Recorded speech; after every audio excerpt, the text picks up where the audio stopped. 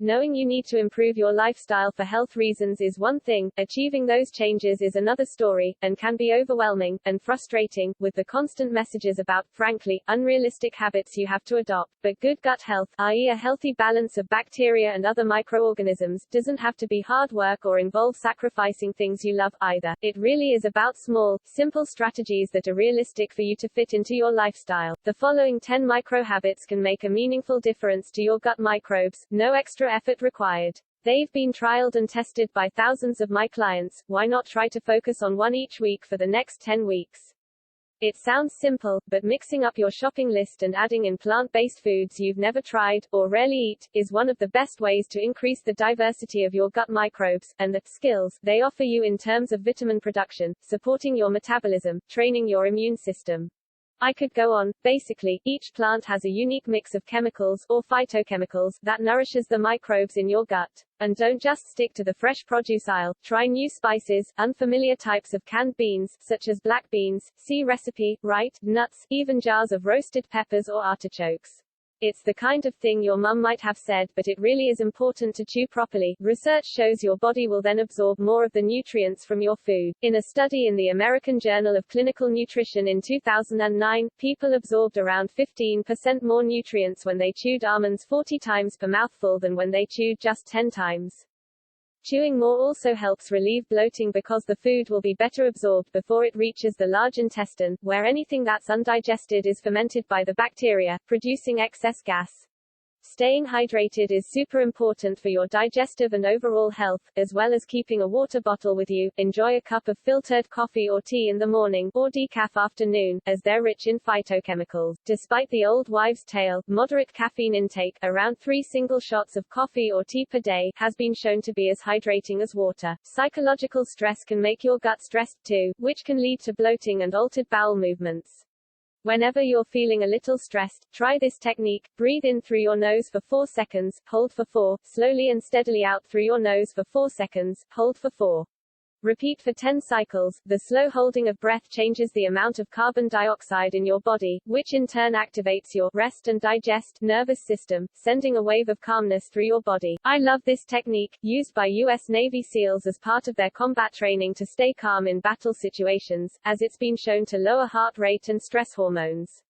Products with artificial sweeteners may seem like a good option, but they can increase your craving for sugary foods. One study from the Center for Human Nutrition in Sheffield found that diet drinks resulted in more calories being consumed the next day, and animal studies show certain types of sweeteners can reduce beneficial gut bacteria. By contrast, whole fruit, such as dates in brownies or bananas in smoothies, offer not only that sweet hit, but an array of dietary fibers to keep you more satisfied for longer, and phytochemicals to boost beneficial gut bacteria.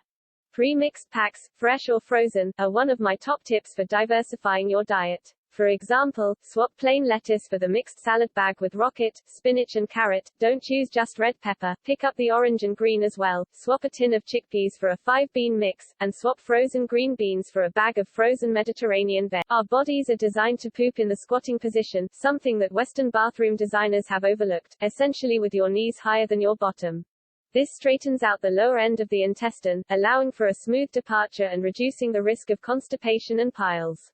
Pop an old phone book, shoe box or footstep under your feet while on the loo. Tight pants syndrome is a real thing. It's where pressure from a tight waistband on the intestinal wall triggers abdominal pain and bloating. If you're suffering with any gut distress, particularly bloating, making this simple swap can be a game changer.